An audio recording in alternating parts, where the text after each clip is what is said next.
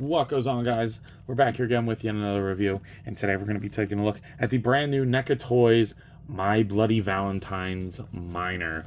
Now, this is pretty awesome. I love these old slasher horror movie things, so I hope that we keep getting them. They just revealed that they're doing Megan, and I had no interest in that movie, but I might have to watch it now because I like getting excuses to buy cool toys for the shelf. So I think that this looks pretty awesome. I love when Neca recreates like posters from the back with, you know, the figure itself rather than just renders. There you go with the top, and then you get the bottom, and then if you open up the flap, you can see the figure in there and another awesome product shot. So yeah, I'm pretty excited to open this up, so let's go ahead and do just that.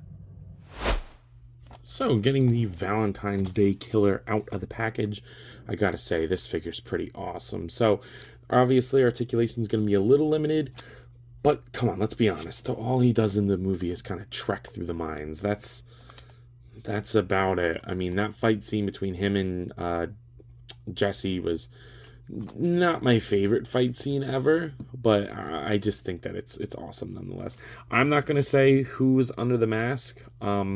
I'll show you what's under there, but I'm not going to say who it is because I know that this movie came out in 1981, but, you know, I don't want to spoil it for anybody because I only watched it a little bit ago. So, taking a look at the head sculpt here, I love it. I absolutely love it. It looks just like it does in the movie. I love the big mining helmet, like the hard hat. The flashlight looks great. It would have been awesome if this actually lit up. That would have been stellar.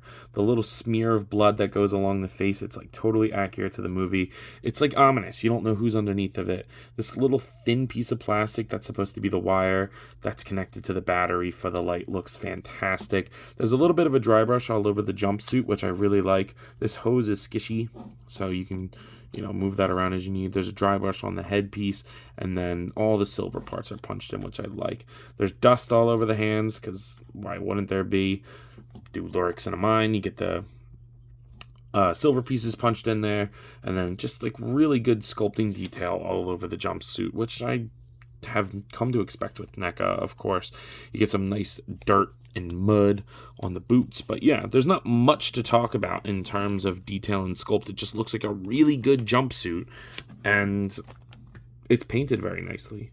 Like, I don't know what else to say. It's painted nicely, sculpted nicely, and very accurate to the source material. So, yeah, I think that that's awesome.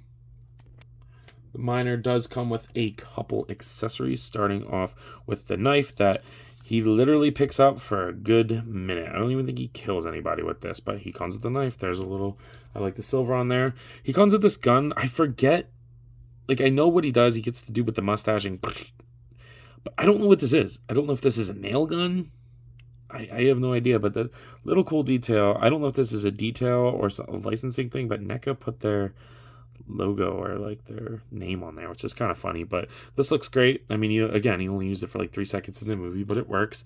Then you get the box of chocolates. You know, I love the printing on that. That is amazing how they do that. The gold looks great. And then you open it up. Whoa. It's a heart, and that looks fantastic. That looks fantastic, and it stays on there very, very nicely, very secure. It would have been nice if this came with like a little pool of blood to sit in. I mean, there's multiple times in the movie that he does this, and I love it. I love this gimmicky stuff for these horror movies, so that is awesome. And then finally, of course, you can't be a miner and not have a pickaxe, so there you go.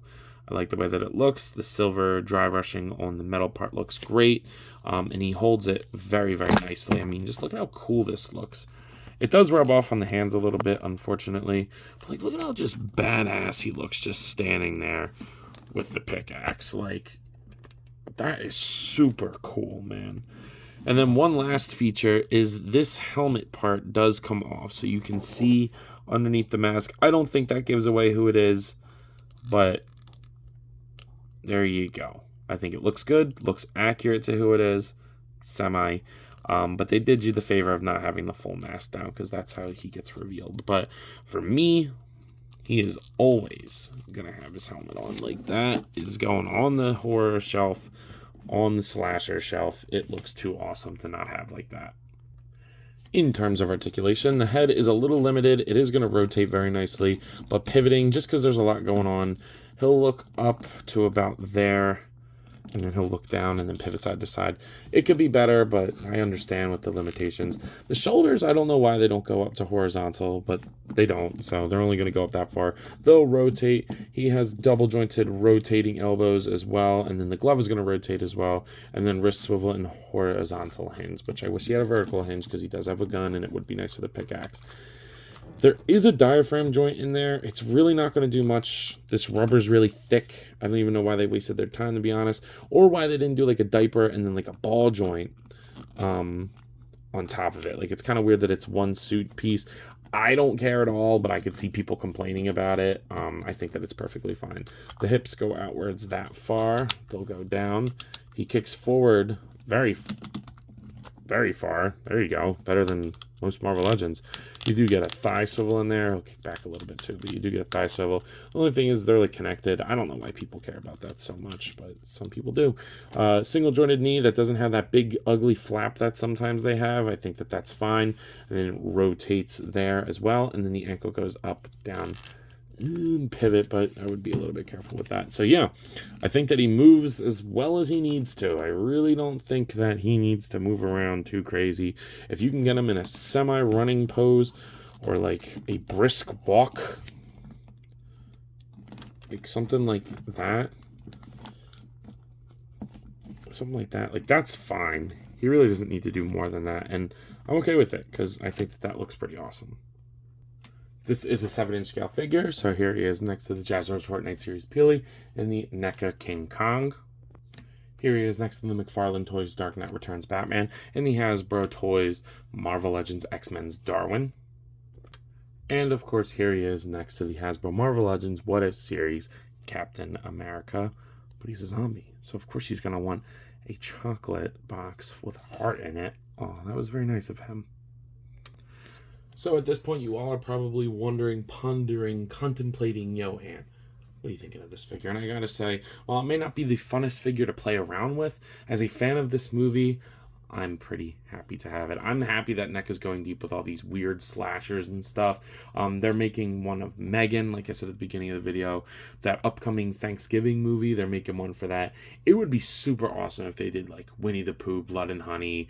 Critters would be an awesome one to see. Crawl, if they did like a big gator. Like all these weird horror movies would be awesome. Also, if anybody's still watching, anybody know whatever happened to NECA Jaws, the big shark? Whatever happened to that? They revealed that like 4 years ago that they were doing a prototype, and I've never heard anything about it. Pisses me off to this day. But anyway, I'm very happy to have this figure. I think it looks great. It comes with some awesome accessories, and it gets the job done of getting this character on the shelf for you. So with all that being said, I'm going to go ahead and at a price point around $40, I'm going to go ahead and give this guy a 8 out of 10. Accessories and aesthetic are perfect, but the articulation leaves a lot to be desired. So with that being said, I believe that's all I got for today. If you've not already, please be sure to like, comment, subscribe. Also be sure to follow me on Instagram, TikTok, and Letterboxd. I post a lot over there, and I have a lot of fun. Read my review on this one, but that's all. So as always, see you guys next one. Peace. What goes on, guys? I wanted to hop on here again and thank you all for watching, and to let you know that if the following apps interest you, feel free to follow me on them, as I put the links in the description for you guys. I really appreciate everything you all do for me, so DM me with any questions or thoughts. I'd love to sit and talk with you all. Again, thank you all for watching, and I'll see you in the next one. Peace.